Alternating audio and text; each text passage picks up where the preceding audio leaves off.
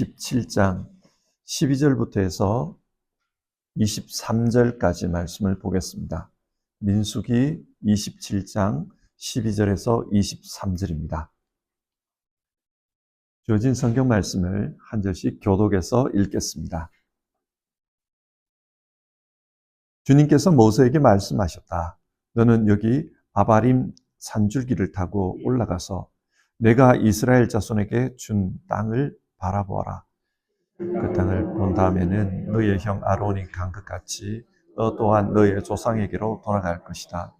너희 둘이 신광야에서 나의 명을 어겼기 때문에 그 땅에는 들어가지 못한다. 온 회중이 무리바에서 나를 거역하여 반란을 일으켰을 때에 너희들은 물을 터뜨려 회중이 보는 앞에서 나의 거룩한 권능을 보였어야만 하였는데 너희는 그렇게 하지 않았다. 이것은 신광야에 있는 가데스의 무리바에서 물이 터질 때에 이를 두고 말씀하신 것이다. 모든 사람에게 영을 주시는 주 하나님, 이 회중 위에 한 사람을 임명하여 주시기를 바랍니다.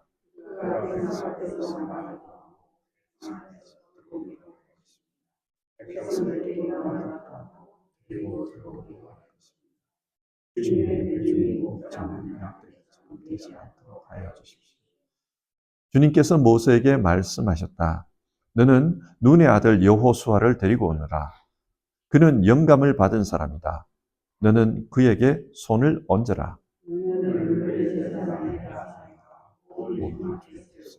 그들이 보는 앞에서 그를 임명하여라. 너는 그에게 내가 가지고 있는 권위를 물려주어서 이스라엘 자손 온 회중이 그에게 복종하게 하여라. 그는 성전 일이 있을 때에 제사장 엘라살 앞에 여호수아를 대신하여 엘라살이 우림의 판결을 사용하여 나 주에게 여쭐 것이다. 그러면 여호수아와 그와 함께 있는 온 이스라엘 자손 곧 온 회중의 그의 말을 따라서 나가기도 하고 그의 말에 따라서 들어오기도 할 것이다. 모세는 주님께서 그에게 명하신 대로 하였다. 모세는 여호수아를 데려다가 제사장 엘르아살과 온 회중 앞에 세우고 주님께서 말씀하신 대로 자기의 손을 여호수아에 얹어서 그를 후계자로 임명하였다. 아멘. 민수기 27장은 이스라엘 민족이 장차 약속의 땅에 들어가는 것과 관련된 말씀입니다.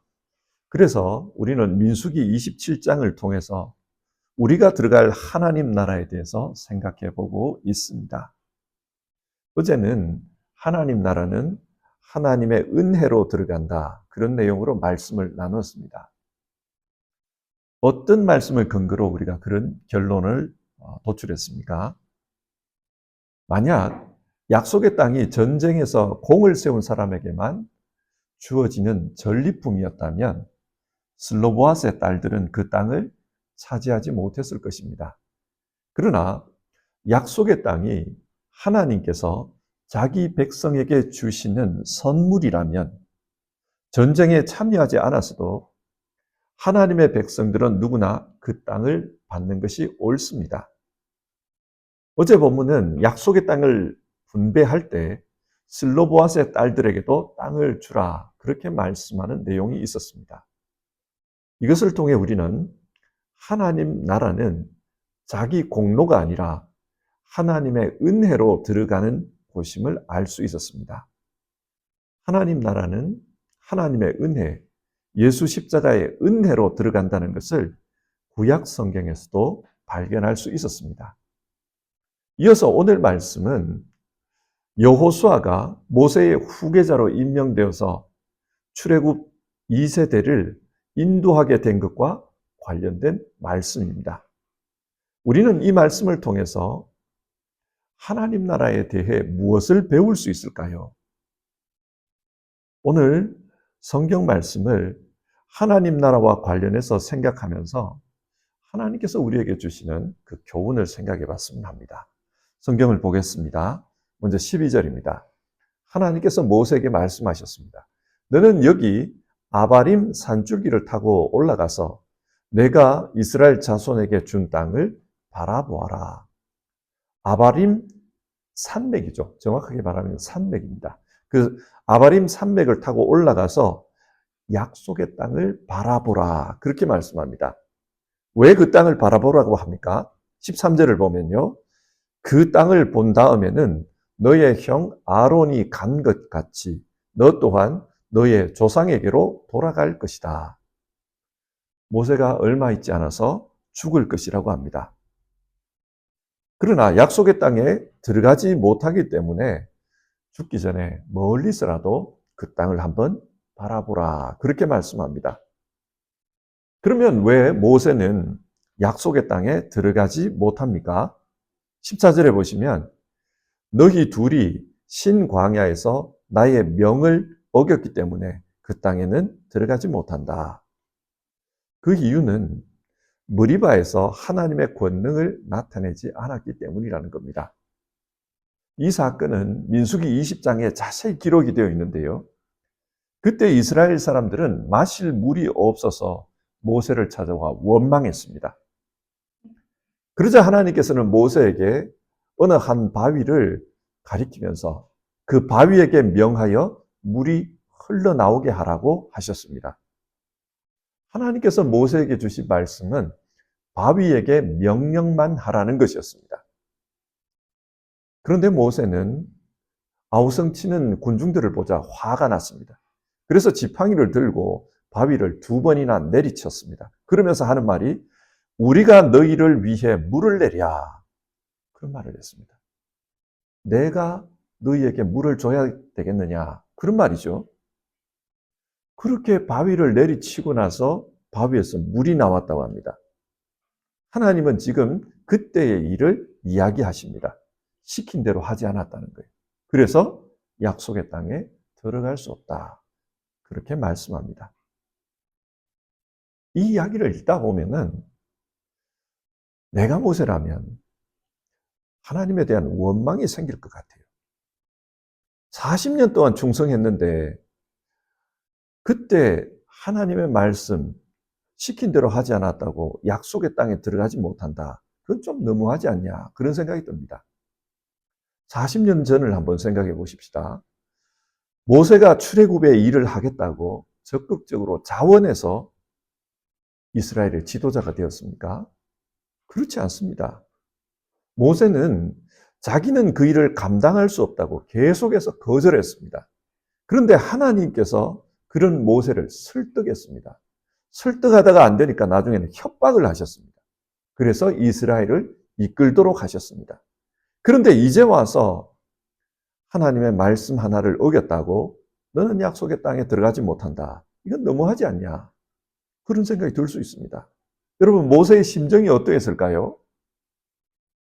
오늘 성경을 보면은 모세는 의외로 담담합니다. 하나님의 이런 말씀에 대해서 반발하지를 않아요.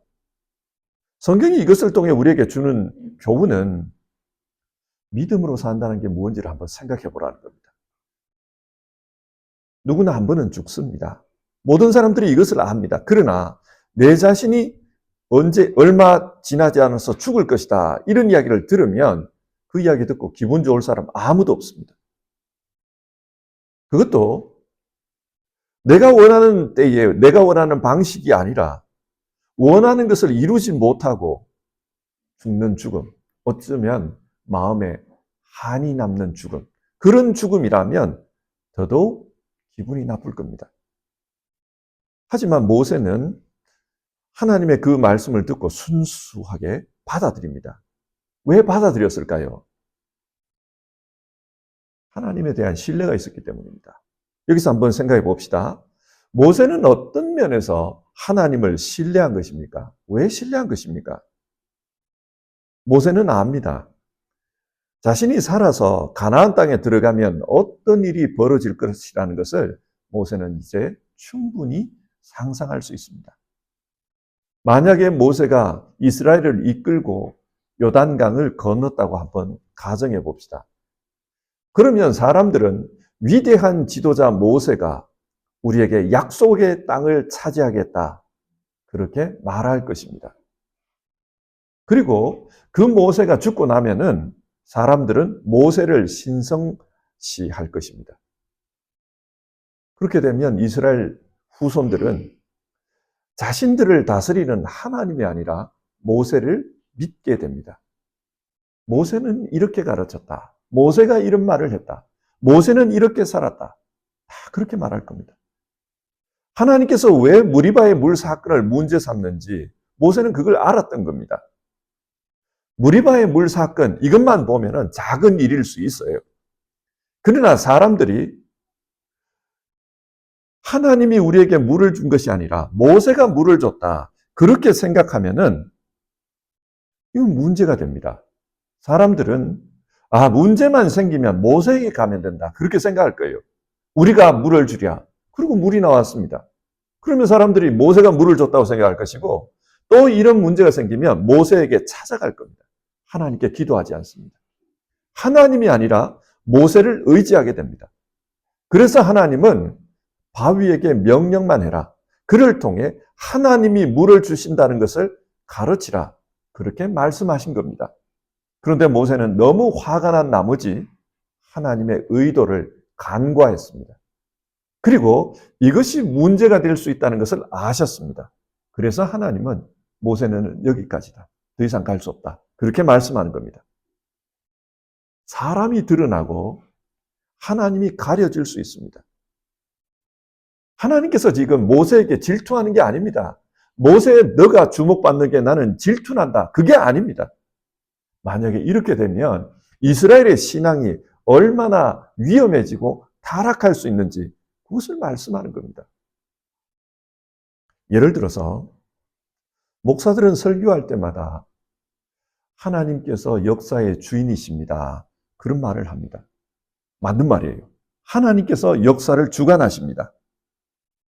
그런데 그런 하나님의 역사로 교회가 크게 부흥했다고 한번 가정해 봅시다. 그러면 목사들은 어떤 반응을 보입니까? 은연중에 자기 자랑을 해요. 설교하는 것을 들어보면 은연중에 자기 자랑을 합니다. 자기가 수고를 했다. 내가 이런 고생을 했다. 내가 이렇게 참았다. 내가 이렇게 연구했다. 노력했다. 그런 이야기를 자꾸 해요. 은연중에 자기가 교회를 부흥시켰다고 생각하고 있는 겁니다. 그리고 은퇴할 때가 되면은 은연중에 이 교회는 내 교회라고 생각하는 것 같아요. 그러다 보니까 교회에 요구하는 게 많아집니다. 교회가 나한테 이 정도는 해줘야 되지 않냐. 그런 이야기들이 오갑니다. 이게 하나님 영광을 가리는 겁니다. 하나님께서 역사하셔서 교회가 부흥했고 사람들의 심령에 부흥의 역사가 일어났는데 마치 그것이 목사의 능력인 것처럼 그렇게 되어버리는 겁니다. 그리고 사람들은 그 목사를 입에 오르내립니다. 그 목사님은 설교가 어땠다. 그 목사님은 이럴 때 이러했다. 그런 이야기를 자꾸 해요. 그 교회에서 그 목사가 신성시 되어버립니다. 이렇게 되면 그 교회는 끝난 교회입니다. 2대, 3대 목사님들 목회 못합니다. 그 교회는 어려움에 빠질 수밖에 없어요. 왜 그러냐? 사람들의 마음속에 하나님에 대한 믿음이 아니라 목사에 대한 신뢰가 생겨버렸기 때문입니다. 잘못된 믿음에 빠지게 된 겁니다. 예수님께서도 이런 현상을 경고하셨습니다. 사람들이 이 땅에서 수고하고 그 수고로 말미암아서 많은 열매를 맺는 것은 칭찬받을 일이라고 했습니다. 그러나 그 수고한 일꾼들이 이미 자기 상을 받는 경우가 있다는 거예요. 이 땅에서 자기 자랑하고 사람들에게 영광을 얻고 그래서 자기 상을 받는 경우가 있다는 거예요. 예수님 말씀하십니다. 그들은 하나님 나라에서 상이 없다. 이 땅에서 이미 상을 받았다. 그렇게 말씀합니다. 우리는 하나님 나라에서 상을 받아야지 이 땅에서 상을 받는 것으로 끝나면 안 됩니다. 그건 불행한 거예요. 하나님은 모세가 그렇게 되는 것을 원치 않았습니다. 그래서 너는 여기까지다. 그 말씀을 해요. 그러면서 어쩌면 하나님께서 문제 아닌 것을 문제 삼으신 것도 맞아요. 그래서 머리바의 물 사건 이야기하면서 이 사건 때문에 너는 여기까지다. 그렇게 말씀합니다. 모세는 하나님의 마음을 압니다. 하나님을 신뢰합니다. 그렇기 때문에 겸손히 하나님의 뜻을 받아들입니다.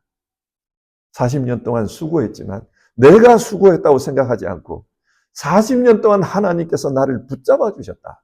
하나님 때문에 내가 여기까지 올 수 있었다. 그렇게 생각합니다. 성경은 이것을 통해 우리 믿는 자의 마지막이 어떠해야 하는지를 우리에게 교훈하고 있습니다. 우리는 하나님의 역사 속에서 살아간다는 것을 잊으면 안 됩니다. 자, 그러면서 모세는 이스라엘 공동체를 위해서 하나님께 한 가지를 간청합니다. 지도자를 세워달라는 거예요. 16절입니다. 모든 사람에게 영을 주시는 주 하나님, 이 회중 위에 한 사람을 임명하여 주시기를 바랍니다. 여기서 모든 사람 위에 영을 주시는 하나님, 영이라는 말이 루하흐거든요. 이 루하흐는 생명이라고 그렇게 번역할 수도 있습니다. 그게 더 나을 것 같아요. 모든 사람에게 생명을 주신 하나님. 내 생명을 이제 데리고 가실 하나님. 하나님께 간구합니다. 우리 이스라엘을 위해서 한 사람을 임명해 주십시오. 왜 그런 요구를 합니까? 17절입니다. 그가 백성 앞에서 나가기도 하고 백성 앞에서 들어오기도 할 것입니다. 주님의 회중이 목자 없는 양떼처럼 되지 않도록 하여 주십시오. 여기서 나가기도 하고 들어오기도 한다. 이 말은 히브리 사람들의 관용적인 표현입니다. 전쟁을 이끄는 거예요. 광야에서는 이런 일이 없지만 이집트에서 나왔잖아요. 이집트를 한번 생각해 보십시오. 성이 있어요.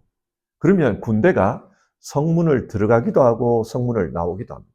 전쟁할 때는 나갈 거고 전쟁 끝마치고 승리하면 그 문으로 들어올 거예요. 지금 그걸 이야기하는 거예요.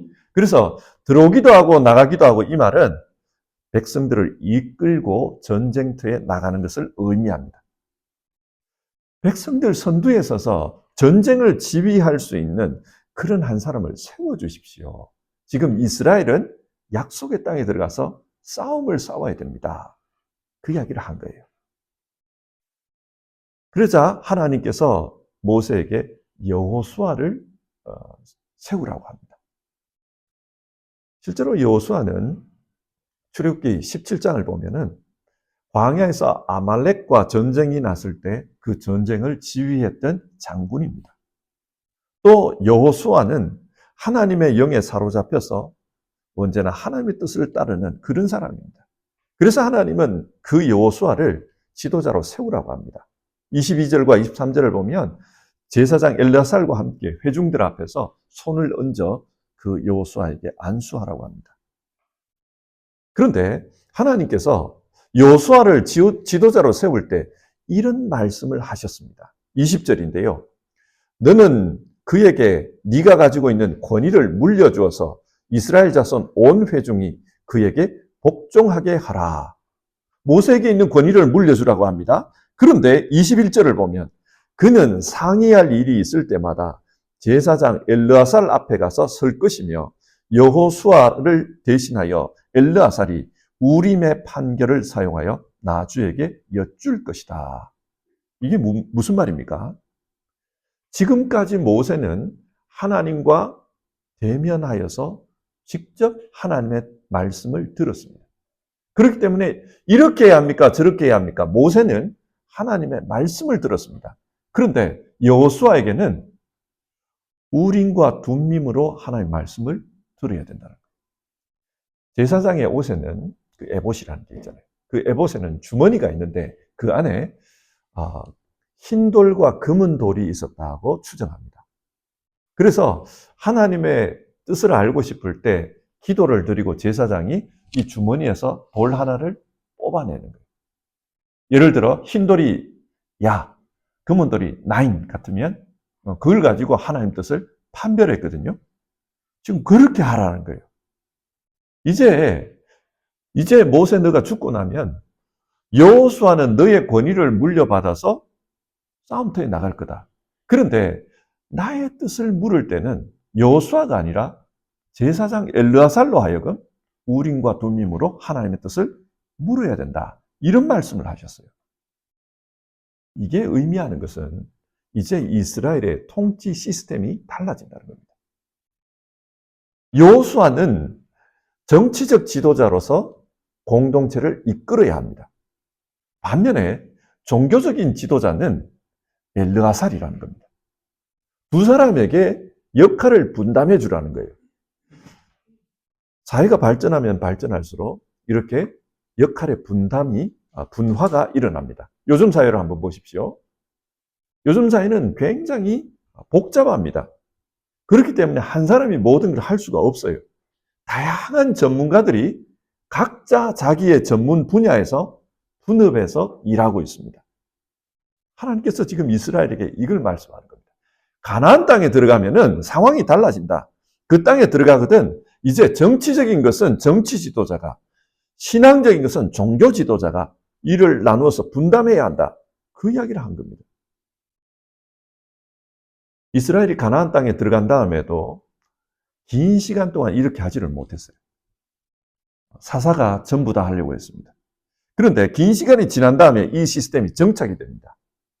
왕은 정치적인 지도자가 됩니다. 예언자나 제사장은 신앙의 지도자가 됩니다. 예를 들어서 사울 옆에는 늘 사무엘이 있었습니다. 정치 지도자는 사울입니다. 그러나 하나님의 뜻을 듣고 말하는 것은 사무엘의 역할이었습니다. 사무엘이 살아있을 때 사울은 건강한 왕이었습니다. 이게 분립이 잘 되어 있었거든요. 그러나 사울이 그 모든 권한을 자기가 쥐려고 합니다. 사무엘이 와서 기도하지 않았는데 전쟁터에 나간 것, 그걸 문제 삼잖아요. 이게 왜 문제가 되냐면은 하나님은 분립하라고 했는데 그걸 사울 자기가 다 하려고 한 거예요. 그래서 문제가 된 겁니다. 다윗 옆에도 나단이라는 예언자가 있었습니다. 사독이라는 제사장이 있었습니다. 함께 일하도록 했습니다. 이게 붕괴될 때 다윗은 월권을 행합니다. 그래서 해서는 안 될 짓을 한 거예요. 그때 하나님은 예언자 나단을 보내서 심히 꾸짖습니다. 분립을 시켜놓는 겁니다. 이런 식으로 하나님은 하나님의 나라가 하나님의 종들에 의해서 서로 분업하면서 또 협력하면서 그렇게 일하기를 원하셨습니다. 신약 성경에도 그래요. 신약 성경을 보면 교회가 하나님 나라의 하나의 모형으로 나옵니다. 그리고 그 교회는 예수 그리스도의 지체된 각각의 재능을 가진 사람들, 그 사람들이 합력해서 섬기도록 했습니다. 사도행전 6장을 보면은 7 집사님을 뽑는 이야기가 나옵니다. 그때 사도들이 뭐라 그럽니까? 우리는 기도하는 일과 말씀 전하는 일에 집중하겠다. 그리고 성도들을 돌보고 구제하면서 교회를 운영하는 것, 그건 이 집사님들이 하라고 이야기를 합니다. 우리 모두가 예수님의 지체입니다. 그리고 우리 각자 주님께서 맡겨주신 그 역할들을 생각하면서 각자의 일을 하면서 동시에 힘을 합치는 것, 이게 중요합니다. 분업과 협업, 견제와 균형, 이걸 통해서 하나님은 자기 공동체를 운영하시겠다. 그걸 오늘 성경이 말합니다. 자, 이상의 말씀 한번 정리해 봅시다. 오늘 본문을 통해 우리는 하나님 나라는 어떤 곳일까? 그것을 살펴보고 있습니다. 그리고 오늘 본문은 지도권 개성에 대한 이야기를 하고 있습니다. 모세는 여기까지다. 새로운 지도자를 세우라. 하나님께서 말씀합니다. 그런데 하나님은 새로운 지도자 여호수아를 세우는 것을 넘어서서 새로운 시스템을 말씀해 주십니다. 정치적 지도자와 신앙의 지도자를 나누고 두 사람이 협력해서 이스라엘을 다스리도록 하라는 것입니다. 자, 이를 통해서 하나님께서 우리에게 주시는 교훈을 한번 생각해 봅시다. 첫 번째 교훈은 하나님의 공동체는 하나님이 다스린다는 거예요. 사람들은 모세가 없으면 이스라엘에 큰 위기가 올 것이라고 생각했을 겁니다. 그러나 하나님은 이스라엘은 하나님이 다스린다는 것을 보여주십니다. 그래서 가장 중요한 순간, 이제 이스라엘이 요단강을 건너서 약속의 땅에 들어가야 되는 가장 중요한 그 순간에 모세 너는 못 간다. 여기까지만 해라. 더 이상은 안 된다. 그렇게 말씀합니다. 이렇게 하신 이유는 하나님께서 이스라엘을 다스린다는 것을 말씀하기 위해서입니다. 우리도 세상을 살면서 이 사실을 기억하는 게 중요합니다. 우리는 세상을 보면서 사람들이 열심히 일하고 있기 때문에 이 사회가 유지되는 것처럼 생각합니다. 또 뛰어난 사람들이 중요한 업적들을 만들어내기 때문에 이 세상이 발전하는 것이라고 생각을 합니다. 그런데 그런 사람들이 물러나도 이 세상을 떠나도 세상은 여전히 잘 돌아가고 있습니다. 이게 뭘 의미합니까? 하나님이 세상을 다스린다는 겁니다. 그러니까 우리는 하나님에 대한 믿음을 가지고 세상을 살아야 됩니다. 근데 이게 쉽지가 않아요. 이 사실을 알지만은 가정에서도 그렇고 또 교회에서도 그렇고 사람에게 집착할 때가 있습니다. 내가 없으면 이 가정이 어떻게 될까? 그 걱정에 사로잡혀 있는 경우를 봅니다. 누가 없으면은 이 교회가 어떻게 될까? 그런 염려를 하는 것을 봅니다. 물론 사람이 중요합니다. 그러나 그럼에도 불구하고 하나님께서 다스리신다. 그것을 기억해야 합니다. 우리가 중요할 때 그때 믿음을 가져야 돼요. 그 믿음이 있다 그러면서도 말하거나 행동하는 걸 보면 그렇게 하지 않을 때가 많아요. 내가 없어지면 어떻게 되지? 내가 없으면 누구는 어떻게 되지? 거기에 사로잡혀 있는 분들이 너무 많아요. 하나님께 맡길 필요가 있습니다. 하나님 다스리신다. 진짜 그 믿음을 가져야 됩니다. 하나님의 공동체는 하나님이 책임지신다. 그저 우리는 모세처럼 하나님께 맡기고 기도하는 게 우리가 할 일입니다. 그리고 오늘 본문이 하나님 나라에 대해 이야기하면서 하나님 나라는 분업과 협업으로 이루어진다. 그것을 말해주고 있습니다. 그렇기 때문에 가정에서도 교회에서도 또 사회에서도 함께 하는 것의 소중함을 알아야 합니다. 때로는 같이 일하는 게 번거로워요. 뭐 연락해야 되고 또 서로 손발을 맞춰야 되고 그저 이런 일은 나 혼자 하는 게 낫다. 내가 다 할게요. 이게 편할 때가 있습니다. 그게 또 효율적일 때가 있어요. 그런데 하나님의 공동체가 건강하기 위해서는 힘들어도 함께 협력하는 방식으로 일하는 게 좋습니다. 왜냐? 하나님은 한 공동체 안에 한 지체도 무시되거나 잊혀지는 것을 원치 않습니다. 한 사람이 다 해버리면 나머지 사람들은 그냥 잊혀져요. 가치가 없어집니다. 존재의 이유가 사라집니다.